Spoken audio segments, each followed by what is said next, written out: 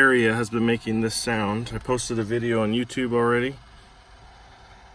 and haven't been able to get anybody that knew what it was. Everybody said it was going to be the CD player, or possibly an HVAC fan, or possibly the eject button right there for the CDs. Wasn't any of that. The sound was getting pretty intermittent, was lasting for a half hour, 45 minutes. Ended up figuring it out. Took off the head unit today, and thankfully it is inside the CD player. It's not an HVAC issue or anything serious.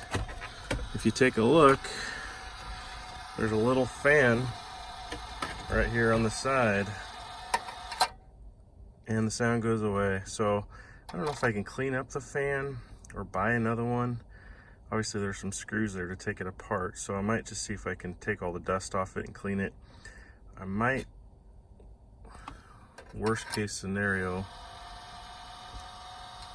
I might take it and just block it. I mean, I'm not too worried about my CD player getting hot because I don't use the CD player.